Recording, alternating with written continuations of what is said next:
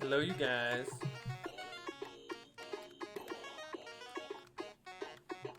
Happy Friday, Kate. Hello, Nookus, D Stratus, Pika, Ando Bear. Man, I am happy it's Friday. What's up, that guy who stinks? Happy Lunar New Year.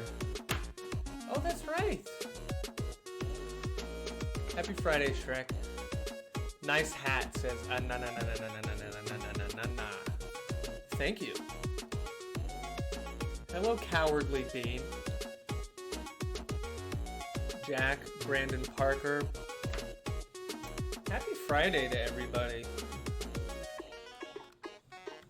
Hello, Amin.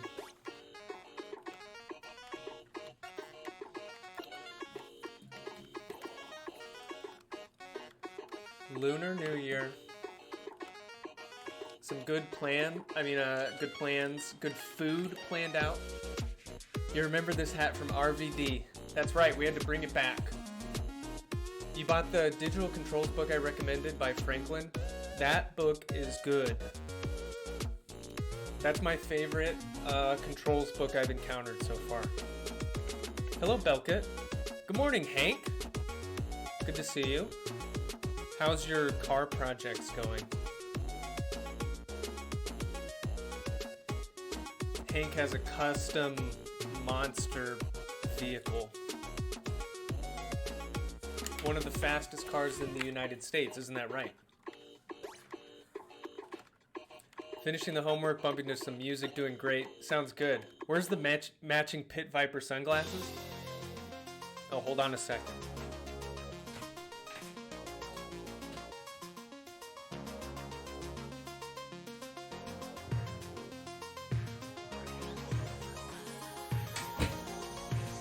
Hello, Liam. Oh, you're not ready for this.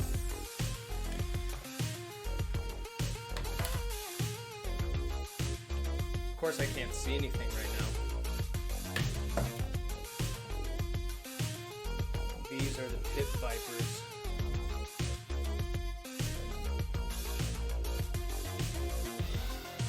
Oh yeah, buddy.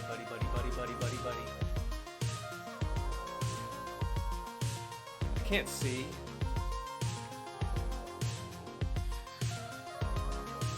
This doesn't help that much. Too far away.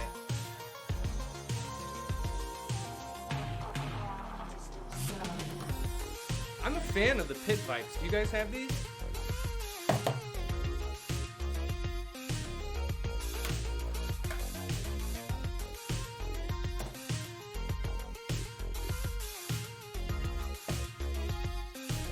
Out of 10.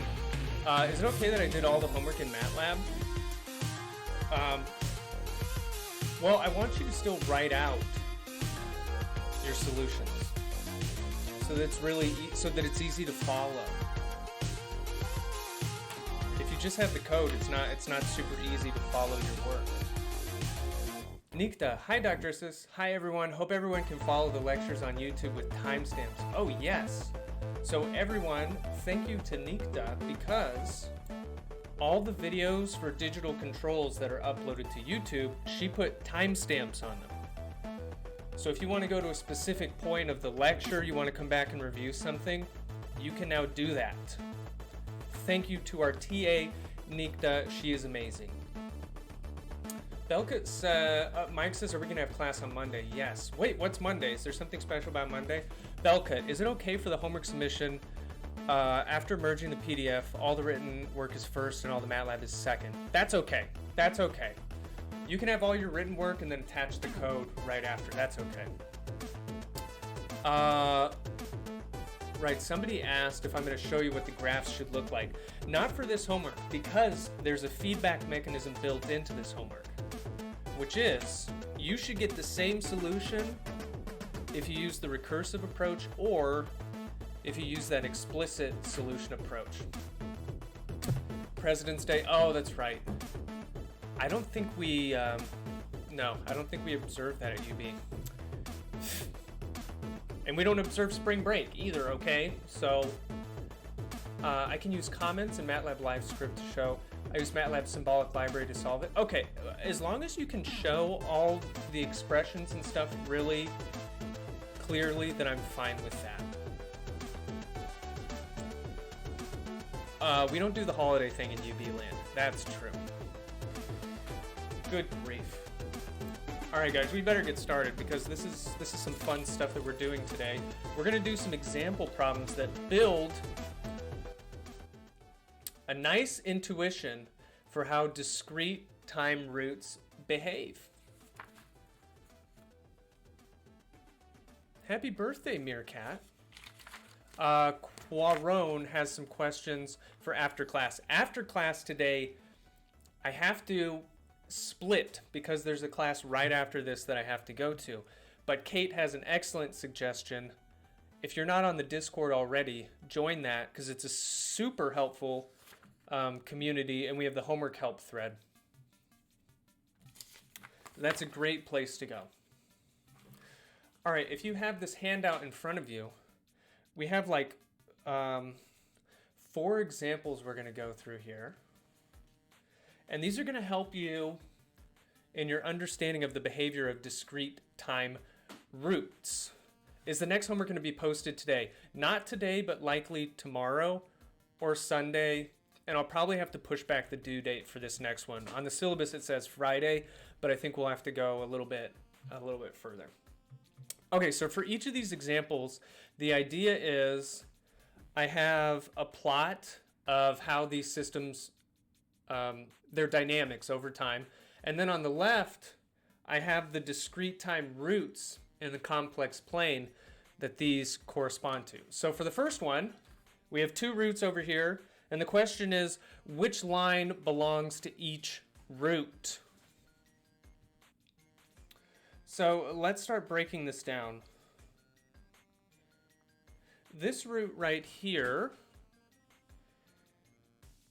first of all, the real axis is along this horizontal. So these roots are just purely real. They're not complex.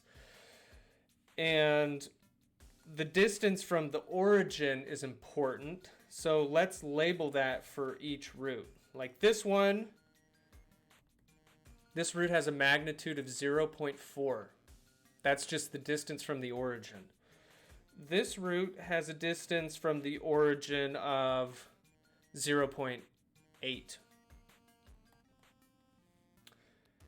And you know what?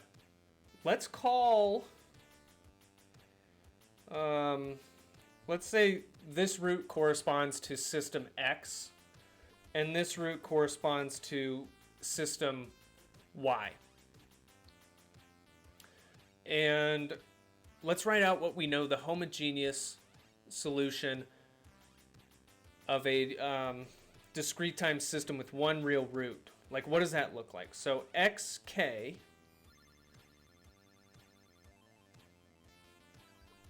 is going to be some constant a, let's call it a, times the root to the k. And let's come on over here first. So we're trying to match this to one of these lines over here. Well, both of the lines start up here at 1. That's their initial amplitude.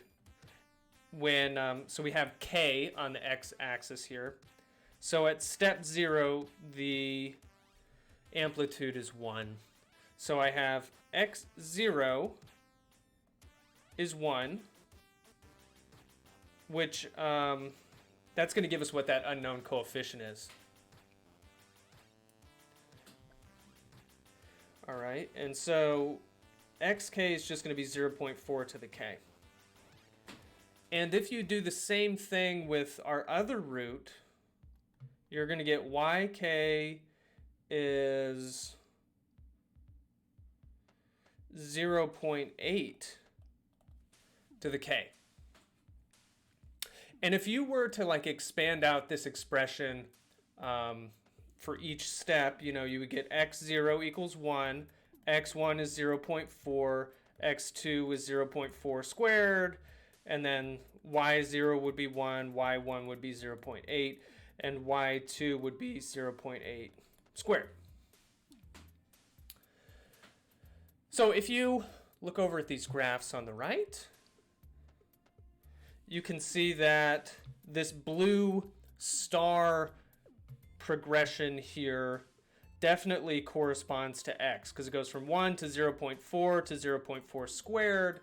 And so let's label this over here with, we'll use blue. So this root is definitely line B over here, the stars. Why is there not a constant for yk? There is, but it turns out that the constant is just equal to 1. So if you use this process up here with the initial conditions, you'll just see it's 1.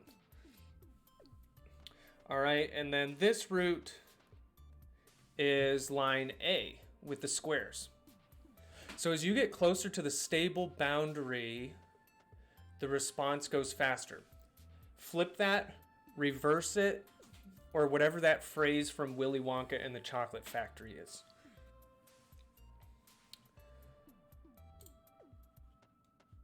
Hold on, I need to pull this thing up. Where'd this thing go? I'm not pulling up Willy Wonka. I'm pulling up just some notes. Okay. The guiding principle from this example that you can take and tuck into your memory banks. Okay, so example 1, the guiding principle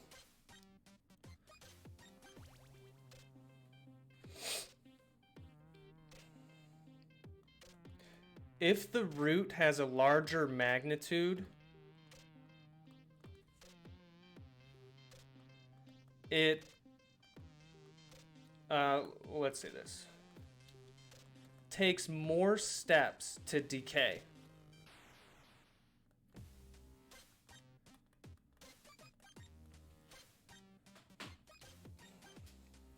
So that means the closer that a root gets towards this outer edge, the stability edge,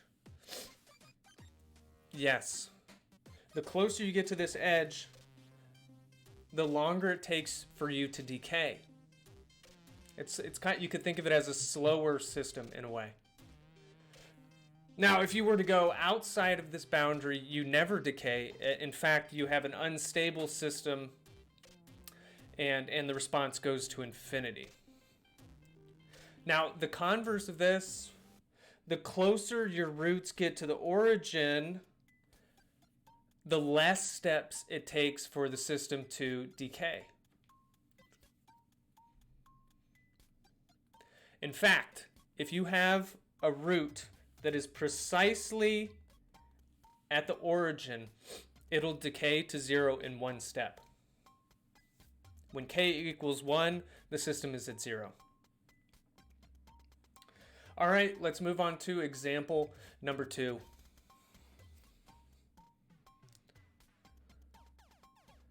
All right, so now let's look over here first. We have 3 pairs of complex conjugate roots.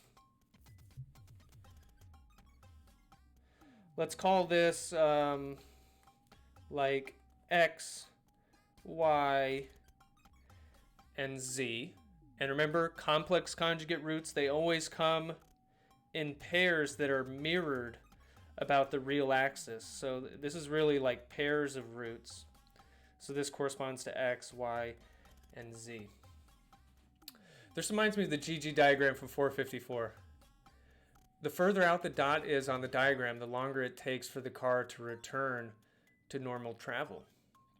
Hey, that might be a good device for you to remember that. All right, and then we have 3 lines over here. And these look a little different. You notice that each of these 3 responses is oscillating. So I'm going to ask you a question first. And this is based on our previous example, so don't let it trick you. So the question is, which response decays faster?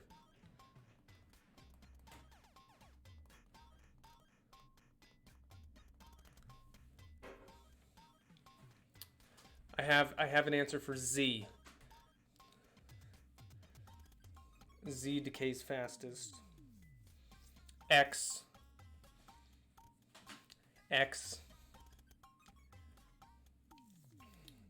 Okay, so how do you even answer a question like that? What you need to do, first put like a dot at the origin. Ooh, Jack says all the same. Same with the cowardly bean. Isn't X closer to the origin, so it's faster? Okay, good.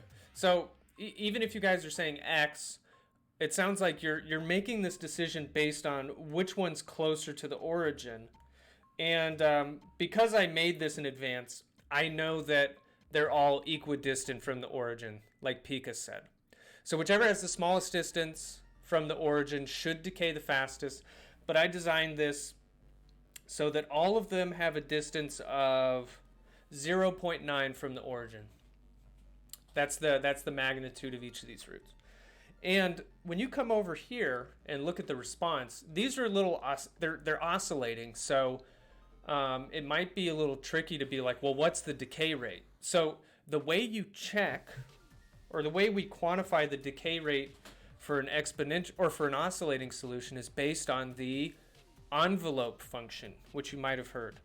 The envelope is an exponential curve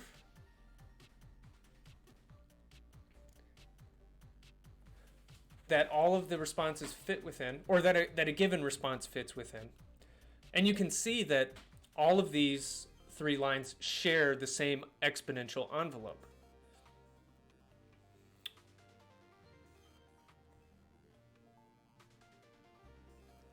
So, is it coincident that the points sometimes overlap?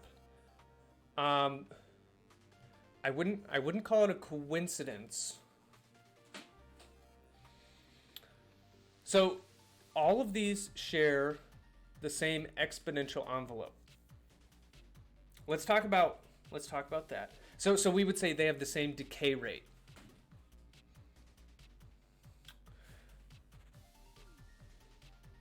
Okay, so the homogeneous solution for complex conjugate roots, we talked about this last time. It takes a form like this. And let's look at x first. xk, let's just write this general form. You have the magnitude of the root to the kth power, and then this is multiplied by some coefficient a1 cosine, and then whatever the phase angle is. Let's call it theta x because it's for the x variable, plus a2 sine the same phase angle times k.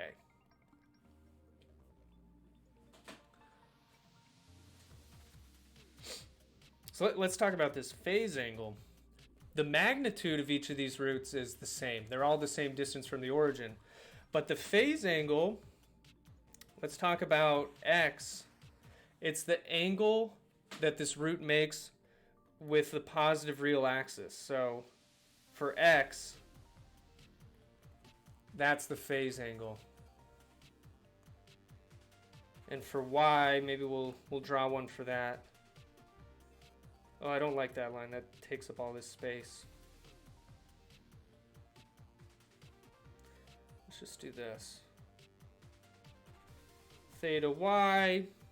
So it has a smaller phase angle, and then z, you can see it has the smallest phase angle.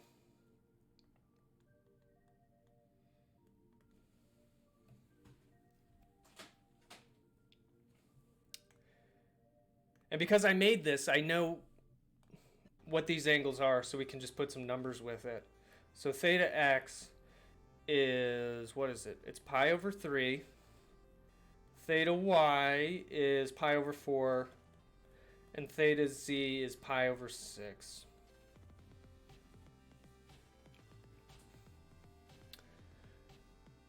Now, okay, if you use the initial conditions and solve for the unknown coefficients, I'm going to give you what each of these are. So xk, it has a magnitude of 0.9 to the k, and it turns out that a1 is equal to 1, a2 is equal to 0. So this will just be cosine pi over 3 times k. And then yk, it has that same magnitude out in front. So the only thing that's changing for each of these is the frequency of oscillation, which is the argument inside the cosine.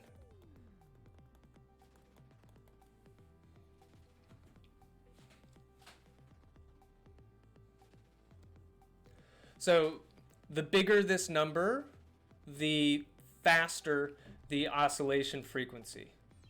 So let's see, pi over 3, that's the biggest. So this should be highest frequency of oscillation. It should have more cycles per step than the other responses. And this one will have the lowest frequency of oscillation.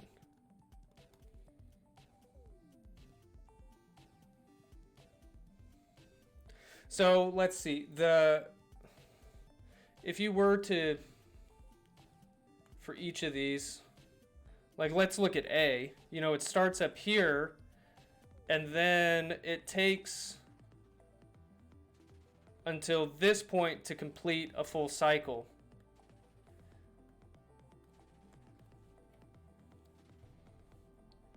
So that one's the slowest, and the fastest one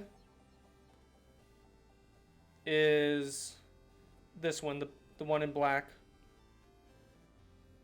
because it takes until here to finish a full cycle. So this is the highest frequency, lowest frequency, and then blue is somewhere in between. Can you explain how you get the coefficients? I don't get it. Abel, it's just like we do in the homework. And just like we did last class.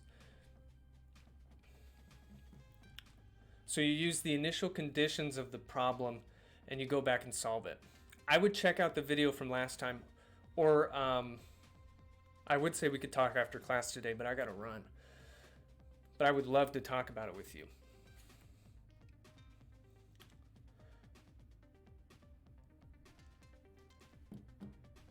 Yeah, thank you, Kate. The initial conditions are 1, and some of the coefficients end up disappearing.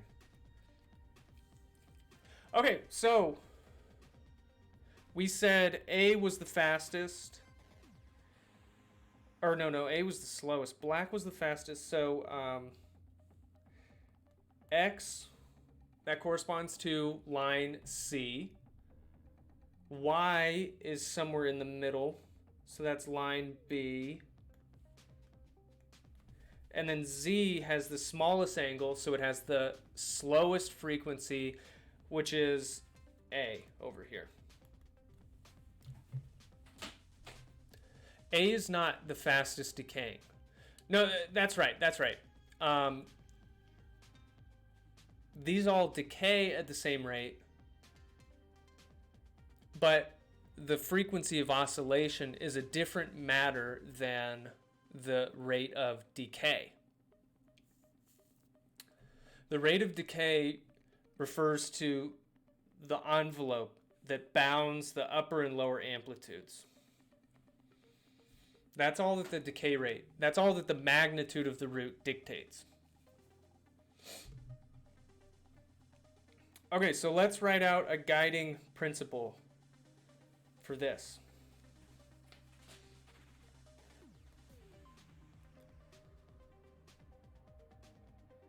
Guiding principle.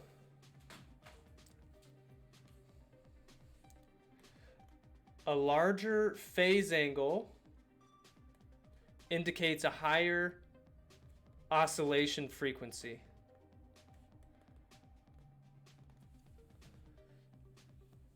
Is it right to look at the smallest phase angle and conclude that's the slowest?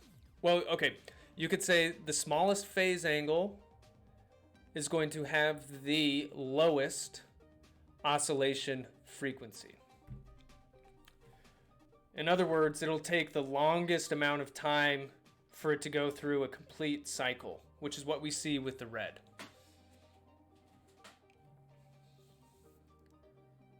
All right, example 3. Okay, let's do this. Let's call this X, Y, and Z. Okay, so quick question. Which one is going to decay the fastest? Meaning the amplitude goes to 0. Yes. X has the smallest magnitude. It's closest to the origin. So it's clearly this one. Because this one has the tightest envelope. Like if I tried to draw it on here, the envelope for X is like something like this. And if I draw like the lower one, so it's like, that's what we mean by decaying the fastest. So this one you could figure out purely by distance from the origin. Now look at the red line. There's something special about this one that, once again, all three of these lines start up at 1. But A, whatever I labeled this, it comes right back to 1. So in other words, this is not decaying at all. Yes, this is what we would call marginal stability. It's not growing, but it's not shrinking either. It's just staying the same. And that's when you have a root that's out here on the edge, that's what we call marginal stability. So the magnitude here is 1, or it's very, very close to 1. And then by process of elimination, the blue root is somewhere in between, and point Y over here has a magnitude somewhere in between. Okay, so which of these has the largest or highest frequency of oscillation? Which of these has the highest frequency of oscillation? The same. I couldn't trick you. Yeah, if you have the origin here and you make a ray that connects out to the root, you make that angle with a positive real axis. They all have the same phase. And that's what you see here. They all complete a full cycle at, I don't know, whatever sample this is, like 7 or 8 or something. So this one, like the blue, it's decaying, but it's still completing one full cycle in that amount of time. And same with the black line. Okay, so Z is Z is line A, and then Y is line B because it's somewhere in between, and then X is line C.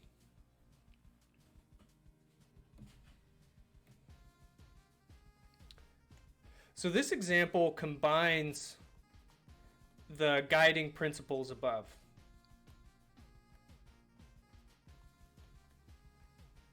All right, so you're getting the hang of it. The closer you are to the origin, the shorter amount of time it takes for you to decay towards zero.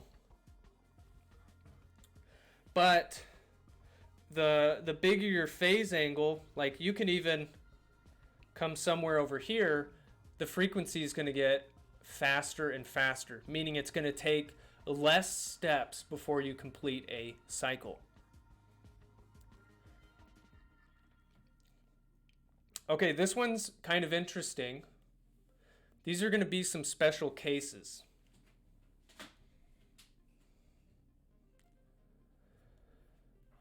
So this, let's just call it X, Y, Z.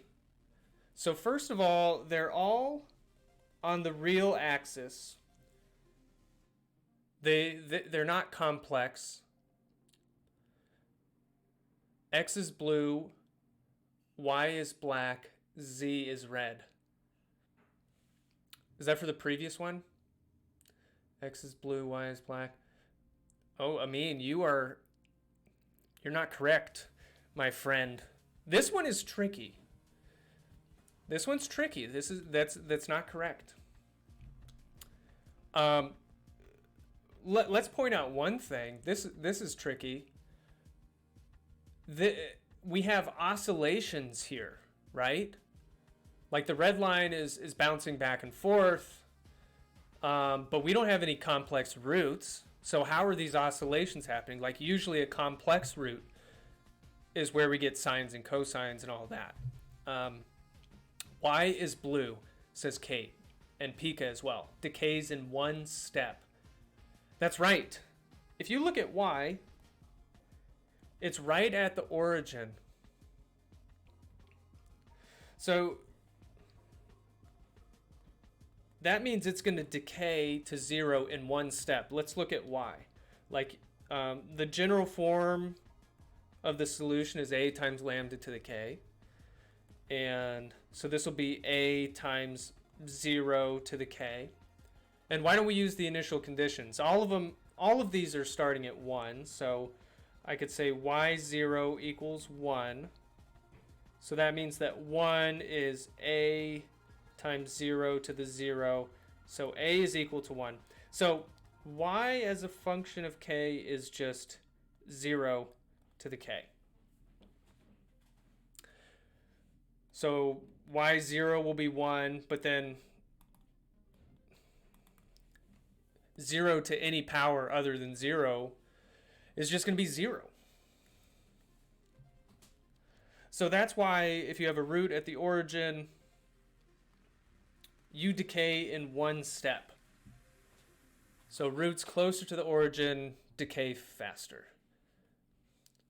Red X, black Z. Yes. Okay, let's talk about Z. Let's talk about Z first before we get to A.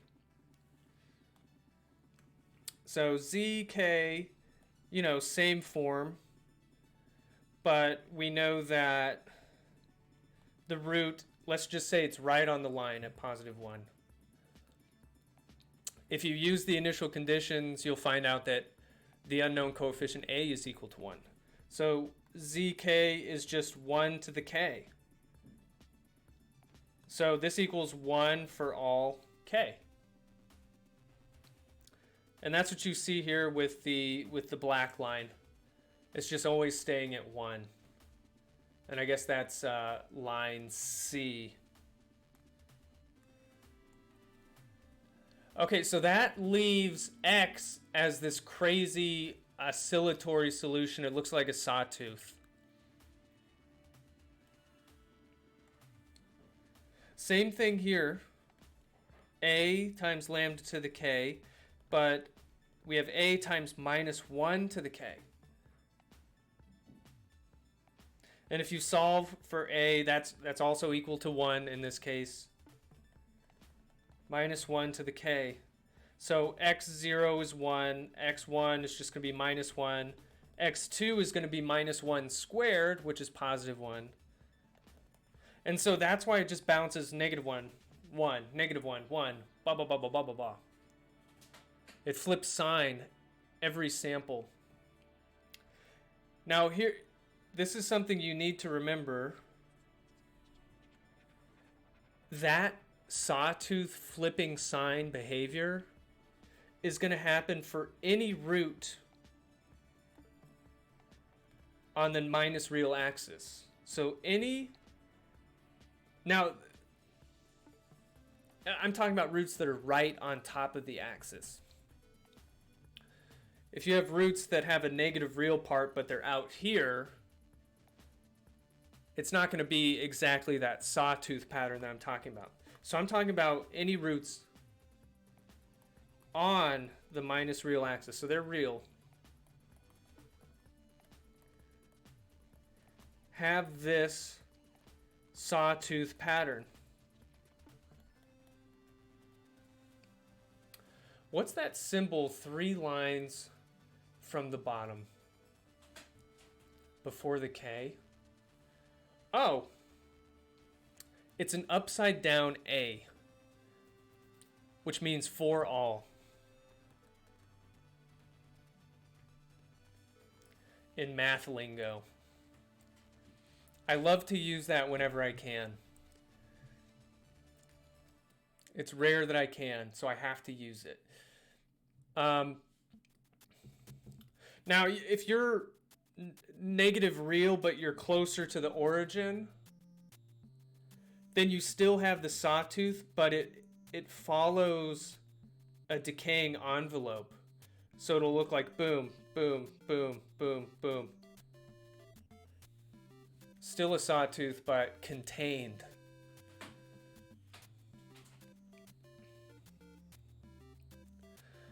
All right, this next example is going to test your newfound abilities to the very limits. And not all of us are going to survive. Look at this. There's 4 responses on the right. And on the left, there's 4 sets of roots in the complex plane, and you have to match them.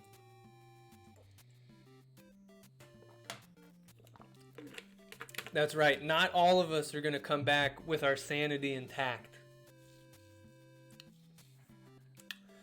You're going to have to use all of the guiding principles from earlier to do this.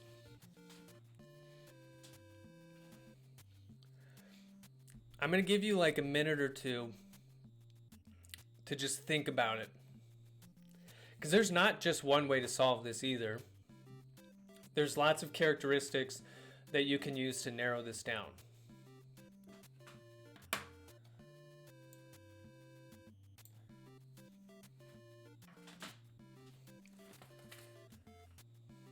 This is a fun little puzzle. We're going to pump up like some 8-bit tunes here. Red is positive real, blue is negative real, black is the smaller magnitude imaginary, green is the larger magnitude imaginary. And na says blue is the one on the real axis, but which one? Which one on the real axis? There's 2 roots that are on the real axis.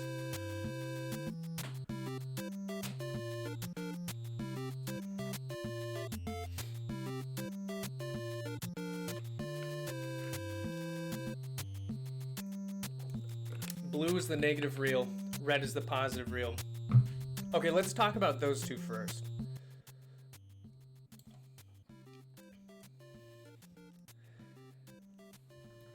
Let's look at those 2 first. Okay, look at blue and red. One thing to notice is that blue and red, they are decaying at the same rate. Like if I were to like impose an envelope on these, They have the same decay rate. So that means that blue and red have to be the same distance from the origin. So that's one clue. So if I look at any roots that have the same magnitude, that's a good bet. Then we just talked about roots that have this sawtooth pattern and that they only happen on the negative real axis. So that's a dead giveaway that this one's got to be blue. And then if you look at the distance from the origin, these are the same. So this one has to be red. And further, like roots that roots on the positive real axis, they just have these smooth exponential patterns. So usually if you see something like that, that's just a clue that it's just a real root. Okay, and then the next thing is we have two pairs of complex conjugate roots. And like, so one thing you can notice is that their magnitudes are significantly different. So this one, both of them are complex roots, so they should have some sort of oscillatory pattern. But one of them is going to decay much faster. So we only have the black line and the green line left. The black, you can see it has like a subtle oscillation, like it overshoots a little bit down here, or undershoots rather, and then comes back. And like if you tried to look at how fast it completes a cycle, it's probably finishing a cycle somewhere over here. Whereas the green finishes its cycle up here, like the peak to peak distance, it's a little bit slower. So like this one, it has a slightly bigger angle than this one. And a bigger angle means higher frequency. So black is the one closer to the origin, yes.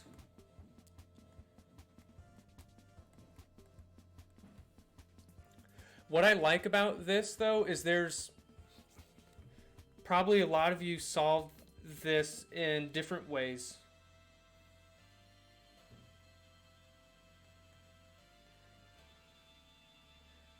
So these guys, these are the green. There's so many, there's probably like a dozen clues in here that lead you to the same answer. But it's all combinations of magnitude, where they are, real, positive axis, whatever, frequency, and so on. Okay. Now we're going to move on to something else. This is a cool result. It's very important. Like all of the digital controls theory is built on this result in a way, which is the relationship between continuous time and discrete time roots. All the roots that we just did examples for, those are discrete time roots. But we want to know how to relate them to continuous time roots. So we're going to develop that through this example. So consider this differential equation, not a difference equation. This is continuous time. And it's a first order differential equation, and it has this initial condition. So the characteristic equation for this continuous time system is lambda plus 2 equals 0. So that means the continuous time root is minus 2. So this system is stable because this is a continuous time root. It's totally different rules. If it has a negative real part, it's stable. So to show that, let's look at the homogeneous solution. For a continuous system, it's going to be a e to the root times t. So this is a negative exponential. It's decaying. If you use the initial conditions, you're going to see that it's 1 times e to the minus 2t.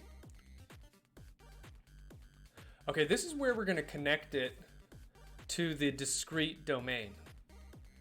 Because I want to sample this solution. Like, imagine that I'm doing an experiment where I have a real life continuous system unfolding in front of me. So let's plot this x of t. It starts at 1, and then it looks like this. It has like this exponential decay. But let's say I'm sampling this system, like I'm taking measurement. All the work above was for discrete time? Yes. You're right, D stratus. Let's say we sample this. So I take measurements at time 0. Let's separate these by intervals capital T. So we're doing some periodic sampling here. So I'm going to get this, this, this, this.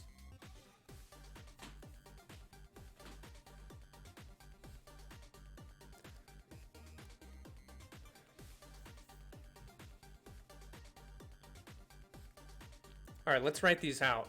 So x at 0, our first sample, which we'll call x0, is 1. And then x at t, this first one, this is going to be x1. And it would be e to the minus 2 times the sampling period. Because I'm using this function right here. I know that this describes that line. So I'm just plugging in whatever time goes up there. And then x at 2t, we'll call that x2, is e to the minus 2 times 2t. And let's say we keep sampling, and just somewhere generically down the line, we have the kth sample. So x at k samples later, which we'll just call it xk, is going to be e to the minus 2 times k times t. What's the difference between continuous and discrete time, says Frito. Continuous means that time is defined infinitesimally. Like, you could keep zooming in on this pink line and you would always be able to find a point. But discrete time, you can only get information at these discrete intervals. All right. So here's where the magic connection happens. Because I know that there's a discrete time system that describes this behavior. Like, let's forget that we knew about the continuous system behind it. I know there must be a discrete time system that describes that sequence that we just saw. And from our study earlier, I know it should be some positive real discrete root that has like discrete points that decay like that, right? Okay, well, the general solution for a homogeneous differential equation is xk is some coefficient a times the discrete root. So I'm going to say lambda d. So this is a discrete root. Like all the examples we did earlier, those correspond to discrete roots. So this is the form of homogeneous solution for difference equations. I'm going to set this equal to what I know xk is for this system that we did an experiment for. So it's e to the minus 2 kt, right? So I'm finding some homogeneous solution which has that behavior. Okay, I'm just going to rewrite this in a form that looks like this. So I could have a 1 outside, e to the minus 2t to the k. So this would be like the A. This would be like the lambda D. All right. And then this is just K. So if you were to multiply this out, you'll see it's the same as e to the minus 2 kt. I just put it in a form like this over here. Now here's the important result, the important principle that I've put in a box here. And like a bunch of theories built on this. So if the root of a continuous time system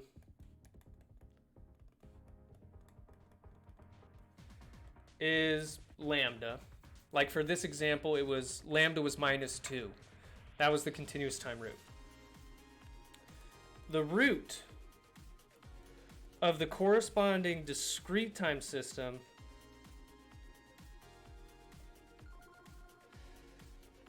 and this is important too, that it has sampling period t, because different discrete time systems can have different sampling periods. So if the root is lambda, the root of the discrete time system with sampling period t is lambda d is e to the lambda t, where lambda is the continuous time root. So like for this system, the root was minus 2, so the discrete time root is e to the minus 2 times t. And you gotta put stars on this because it's very special. Now, this also implies something.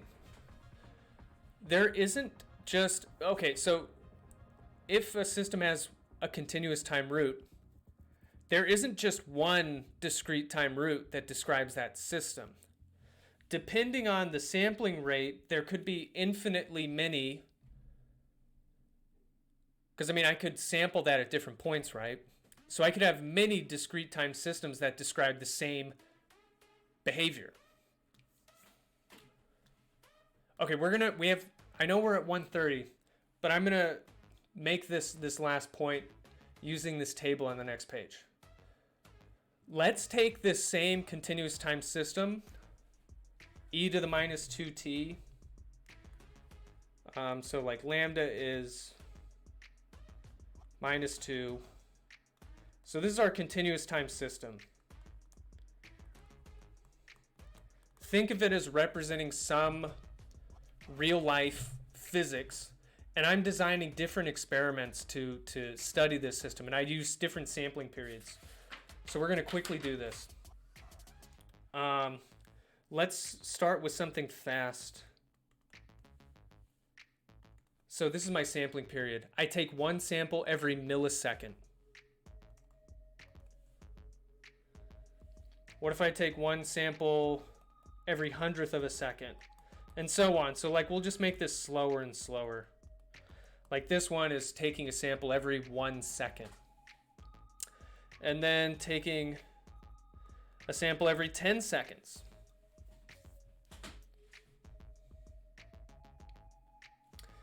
So the discrete time root, like all of these, it's the same physical system. It has the same continuous time root. All that's changing is the sampling period. So I have lambda d is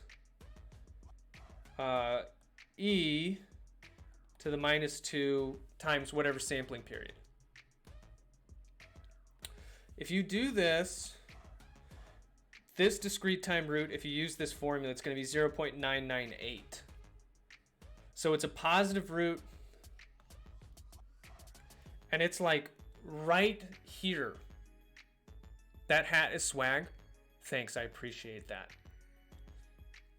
And I drew this in red because it corresponds to this graph on the right. Now this axis, it's not time, it's time steps, k. Because remember, this is the same system, I'm just sampling at different rates. So like in the discrete domain, you might be like, oh, this system is slow. No, It's not slow, it's just that I'm sampling so many times that the system doesn't change very much in between samples. And that's what it means for the root to be out here, close to that edge. If you do the formula for this one with 100th of a second between samples, it's still very close to the boundary. So it's somewhere like out here. There's the blue root. And then the next one, if you get the discrete time root, it's now at 0.819. So it's moving closer to the origin. And this is the root in black. So now it's like here. Now if you sample this every 1 second, if you use that formula for the discrete time root, you're going to get 0.135. And that's this pink one where it's decaying very quickly. And it's like right here, very close to the origin.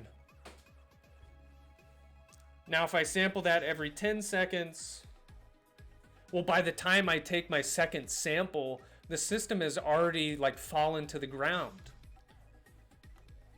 And the root is at like 2e to the minus 9. So it's basically on top of the origin.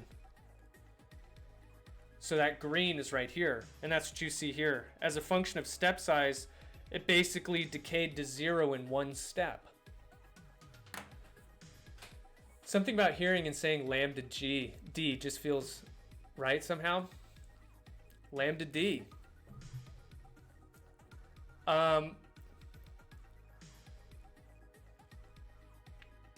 Okay, guys, that's it for today. So leaving today, what I hope you have an appreciation for is mainly if you see roots, discrete time roots in the complex plane, being able to come back to this and remember what the response looks like as a function of steps. Which time step is better? I don't think you can say which is better necessarily. Now here's the thing about digital controls that I mentioned on one of the first days, that so roots and discrete time don't really tell you how fast a system actually is, right? That's right, Amin. Except okay, the caveat there is when we're designing a control system, usually we'll pick like a sampling rate and make different designs based on the same sampling rate. So if you know that you're looking at a bunch of roots in the complex plane and all of those correspond to the same sampling rate, then you can actually talk about speed in real life. The only reason that in this example the speed is irrelevant is that the sampling periods were different for this. It's supposed to be 1e minus 3. Oh, yeah, thanks. Not in space.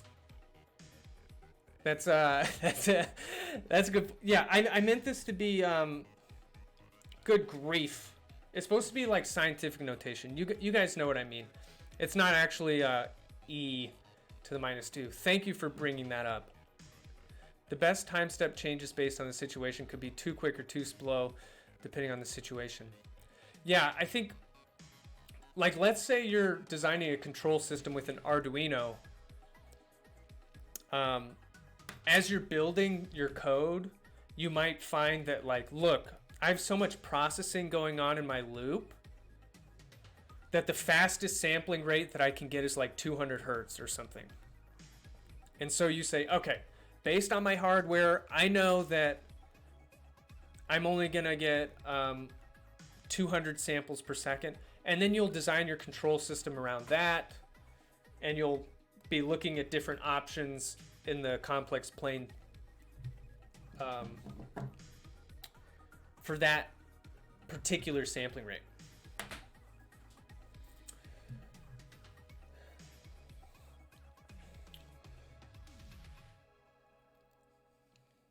All right.